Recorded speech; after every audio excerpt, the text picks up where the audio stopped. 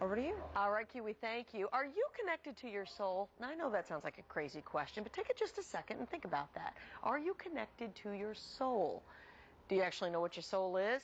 Our next guest can answer those questions for you. John Holland's new book, Power of the Soul, is a step-by-step guide to help you reconnect with your natural spiritual abilities.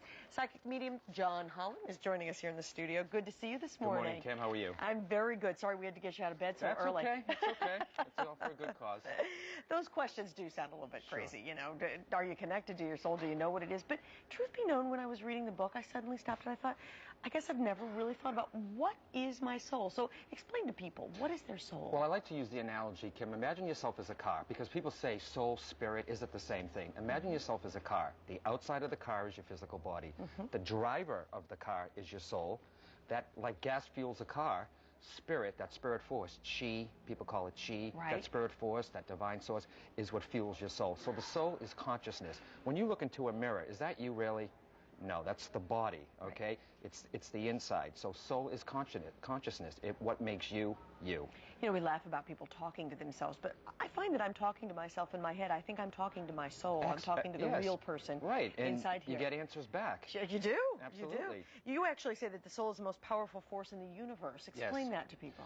Well, I find it amazing. We come from that divine source, heaven, the universe, and then we spend the rest of our lives trying to find it again. So the soul is so important, a powerful force, because you're still connected to that source. But as life happens, we pull away from that consciousness.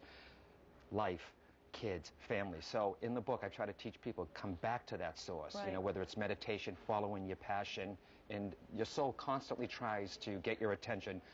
Synchronicities, people coming into your life, dreams, your soul constantly pulls to it what it's trying to get you to do or to follow its path. Sure, absolutely. And again, you know, the great thing about this book, and I was just saying this to John, I was reading it, there's step-by-step ways to go about reconnecting, which I think is really important, because a lot of people talk about how you should do it, but how do you actually practically do it? Absolutely. It's whether it's meditating, but a lot of people think, I have a body that comes with the soul.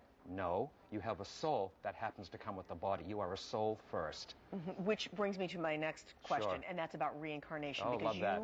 You believe in reincarnation. I believe in reincarnation. And you believe that these souls leave these bodies and come back in another body. I believe we do our lessons here and take everything we've learned to the other side. This is school. This is the hard place, okay? And I believe when I was born with an unbelievable ability to draw.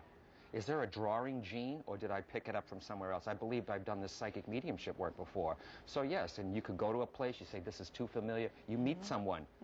Why do you connect so much there? So I believe personally in reincarnation. The soul is continuous. But why? Never dies. But why? Why do we keep coming back? What are we trying to accomplish? The progression of the soul. I mean, this is the place to learn. So I believe when you're on the other side, and you say, you know what, I think I need to learn a little more, and to experience the soul in a physical body.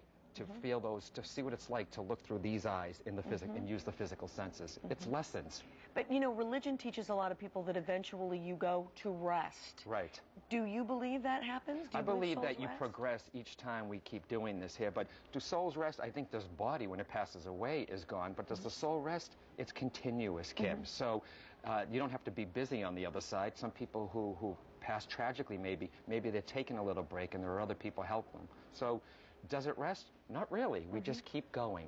Keep going. There's a different vibe, though, over there. Now, what about the idea that when someone passes away, they will see the people they love on the other side? Well, if I'm too busy coming back, do I ever see those people? Do you believe that I connect to those souls? Absolutely. Because you're a soul, whether you're here or the people on the other side, when somebody passes away, there's an interruption in the communication on how we talk. So those on the other side, it's all thought form. And that's what I teach in my lectures, and people will see in New England how I connect people to the other side. So, and I teach them in the lecture how to do this and to watch for the signs. Dreams, smells, electricity. Your loved ones want to talk to you as much as you want to talk to them. Trust me, they're not a quiet bunch. Sure, right. They don't want to just be on it. They miss you as much as you miss them. Sure, just because they're out of the body doesn't mean they don't care about you. Your mother, your father, your children, grandparents. And these souls, they intermix. You were talking about, in the book, you talk about the fact that you may be in contact with someone who's your parent in one life. The soul may serve as a parent in one life, a child in the next. You come in contact with people. It all makes sense, yes. Sure. You know, so these people, when you have that deja vu feeling that I've met you before or something like that, these are all the idea of all these interconnecting connection, soul memories, and we all come down down in soul. So your kid might have been your parent. Haven't Sure. you seen a child that acts like a parent? I've got one. Absolutely. Maybe she was or he was. Absolutely. Well, listen, you can learn more about this, and as I said, the book is really fascinating, Kim. and it really is it's a step-by-step kind of thing, interesting book. Thursday, October the 18th, John is going to be at the Radisson in Manchester, New Hampshire, and then on Thursday, October the 25th, he's going to be at the John Hancock Hall in Boston. Awesome, love that. Both of those events, 7 to 9:30 tickets, and more information about John at johnholland.com. So good to see you this morning. Thank you so much, Kim. Thank you for coming Follow your in. soul. Thank you, sir. Okay. Continued success. We are going to take a break. We'll be right back. Feeling so